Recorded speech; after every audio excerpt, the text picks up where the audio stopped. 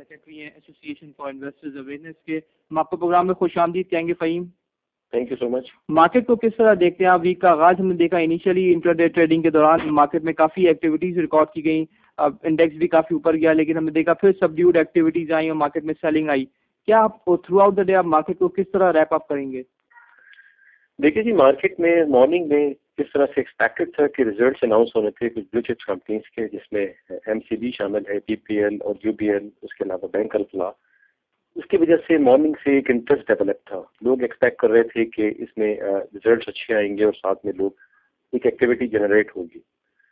اسی طرح سے ہوا, مارکیٹ نے ایک گین کیا اور اراؤنڈ 100 پوائنٹس تک کے ڈے میں ایک وقت پہ گین کیا, اور اس کے بعد میں یہ پوائنٹس ریز ہونے شروع ہوئے, اور جب مارکیٹ کلوز ہوئی ہے تو اٹ واز آلموسٹ لیول, اسی جگہ پہ کلوز ہوئی جہاں سے شروع ہوئی تھی, یا کچھ پوائنٹس لوز کرنے کے بعد, 4-5 پوائنٹس لوز کرنے کے بعد. شام کو جب ایف آئی پی آئی کے فگرز ہم نے دیکھے تو اس سے پتہ لگا کہ تقریباً 3.5 ملین کی US ڈالر کی جو ہے آج پھر سیل نظر آئی. یہ ایک کنسسٹنٹ تھا, ایک اس طرح کا پریکٹس چل رہی ہے, بیہیویئر چل رہا ہے پچھلے کئی سیشن سے, جس میں فارنرز جو ہے اپنے آپ کو اپلوڈ کر رہے ہیں. پہلے انیشلی کچھ فرٹائزر کے اسٹاکس میں تھا, اس کے بعد ای ایم پی کے اسٹاکس میں آیا. ابھی ریگولرلی جو ہے جس طرح سے ہم وٹنس کر رہے ہیں کہ ایک سیلنگ یوفوریا ان کی طرف سے ڈیولپ ہے, جو کہ ایک بیڈ سگنل ہے ہماری مارکیٹ کے لیے. اور اسی کی وجہ سے آج کے جو بھی گینز تھے, ایک اچھے گینز ہونے کے باوجود مارکیٹ نے سب کچھ یوز کیا اور واپس اسی پوائنٹس پہ آ کے کھڑی ہو گئی جہاں پہ تھی. اگر آپ اس کو تھوڑا سا اگر ڈیٹیل میں دیکھیں تو یہ ایک مارکیٹ بہت تھوڑی سی شارٹ رینج میں ہی چل رہی ہے, دیٹ از کو 12,500 سے لے کر 11,500 کے درمیان, اور مارکیٹ کو کوئی خاص ڈائریکشن جو ہے نہیں مل پا رہی ہے. تو یہ بیسکلی ریزن تھی کہ آج پرائمرلی دوبارہ ایک دفعہ سیلنگ دیکھی گئی فارنرز کی طرف سے. جی پلیز.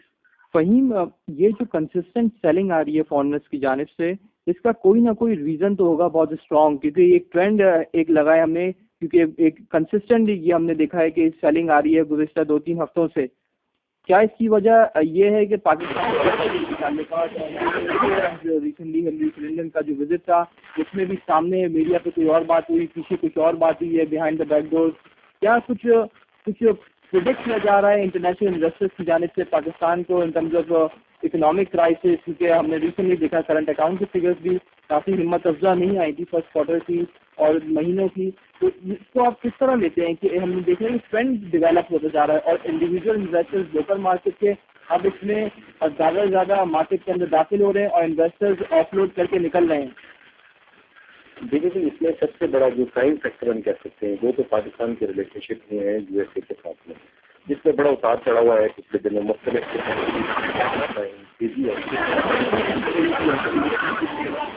مختلف قسم کے رائے رکھتے ہیں, اور جس طرح کے بیانات آئے, آپ نے جس کا تذکرہ کیا, جس کا ریفرنس دیا, تو واقعی اس سے کچھ کنسرنز ہیں, اور شاید یہی وجہ ہے کہ فارنرز اپنے آپ کو یہاں پر آف لوڈ کرنا پسند کر رہے تھے. لیکن صرف یہ ایک ریزن نہیں ہے, اس کے علاوہ دوسری بھی ریزن ہے. ایک تو ہماری اکنامیکل فگرز جس طرح سے آپ دیکھ رہے ہیں کہ خاص سے ڈپریسنگ ہے بہت سارے فرنٹس پہ, جہاں پر آپ دیکھ رہے ہیں وہ اتنے سپورٹ نہیں کر رہے ہیں, وہ بھی ایک ہمیں ایک نیگیٹو فیکٹر جاتا ہے. اس کے علاوہ انٹرنیشنلی اگر آپ مارکیٹس کو دیکھیں تو تمام کے تمام مارکیٹس, چاہے وہ یورپینز ہوں, ایشینز ہوں, یا آپ کموڈیٹیز کو بھی دیکھ لیں, تو بڑی انسرٹنسی چل رہی ہیں.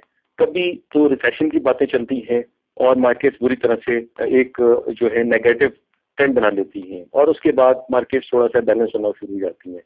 لیکن کیونکہ ہماری مارکیٹ نہ صرف امپیکٹ ڈرا کرتی ہے انٹرنیشنل مارکیٹ سے, بلکہ اس پہ یہ سارے ہمارے اپنے انٹرنل فیکٹرز جو ہیں, جو کہ انٹرنل پالیٹکس ہو گئی, جس میں اس کے علاوہ یو ایس کے ساتھ میں ریلیشن شپ ہو گئے, اور انٹرنل اکنامک فگرز ہو گئے, یہ سارے اس کو کمپاؤنڈ کر کے ہمیں زیادہ اس پہ اثر دکھا رہے ہیں. اور یہی شاید وجہ ہے جس کی وجہ سے ہماری مارکیٹ ڈائریکشن لیس ہے, اور ہم اپنے آپ کو مزید سنک ہوتے ہوئے اپنی مارکیٹ کو دیکھ رہے ہیں. جی پلیز. فہیم, ابھی انویسٹرز کو آپ کیا مشورہ دینا چاہیں گے کہ اس 2-3 ٹرینڈس کو لیتے ہوئے, ایک تو اکنامک فگرز کی, آپ کی ڈومیسٹک اکنامک فگرز کی ڈپریسنگ فگرز جو آئی ہیں ان کو دیکھتے ہوئے, اور اس کے ساتھ ساتھ جو Pakistan U S relation ships کو پروٹیکٹ کرتے ہوئے کہ جو بہت زیادہ اچھے نہیں ہوں گے, اٹ کین ورسن اور remain at the same level.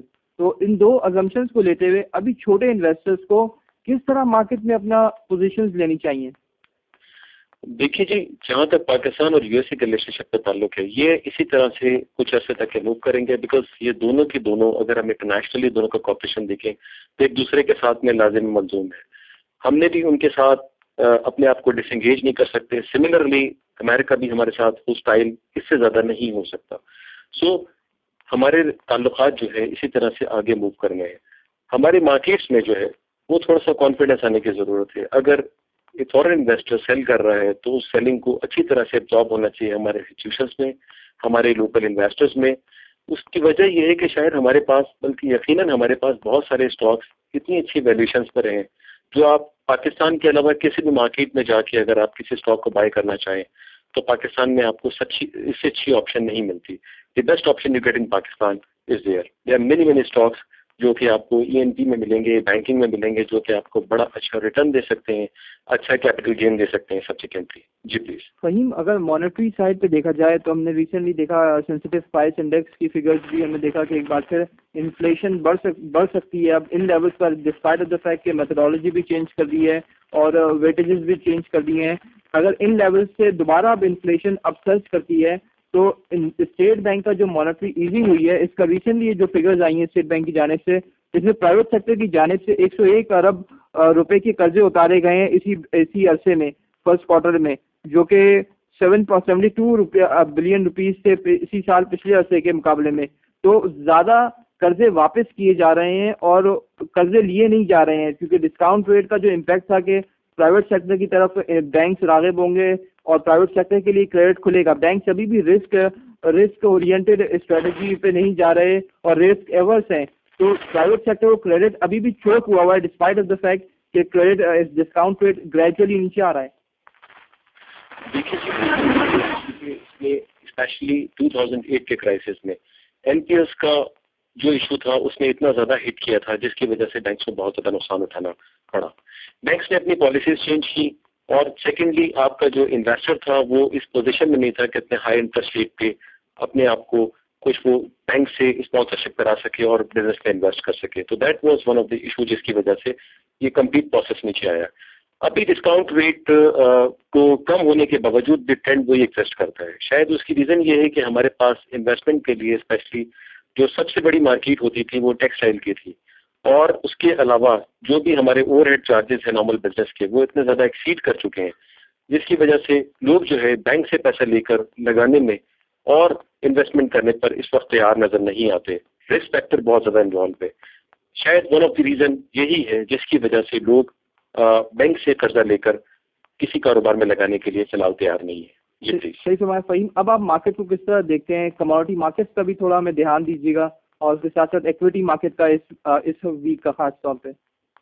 دیکھیے ایکویٹی کو تو اسی طرح سے ہی چلنا چاہیے انٹل انلیس کوئی کیٹلسٹ آتا ہے، کوئی ایسی خبر آتی ہے جس طرح سے مارکیٹ میں کوئی اگر کیپٹل گین سے ریلیٹڈ بہت سارے ریومرس پچھلے ویکینڈ پہ بھی بات چیت چل رہی تھی، اگر اس میں کوئی مائلسٹون آتا ہے، کوئی ایگزامشن آتی ہے یا کوئی اسمال انویسٹرس کو اس میں کوئی لیوریج ملتا ہے تو ڈیفینیٹلی مارکیٹ جو ہے ایک اچھا ریٹرن لے سکتی ہے، تھوڑا سا اسٹیبل ہو سکتی ہے. ادروائز اسٹاک مارکیٹ، ہماری ایکویٹی مارکیٹ جو ہے آگے مجھے اسی طرح سے ڈائریکشن لیس نظر آتی ہے، والومز لو ہوتے ہوئے. اور یہاں پہ سب سے امپورٹنٹ چیز ہوگی وہ فارنرز والا ایلیمنٹ ہوگا کہ ان کی سیلنگ کس جگہ پہ جا کر ختم ہوتی ہے، کس جگہ پہ جو فارنر کمفرٹیبل محسوس کرتا ہے کہ وہ اپنے اسٹاک کو جو اس کے پاس ہولڈنگ ہے وہ رکھے اور سیل کو پریفرنس نہ دے.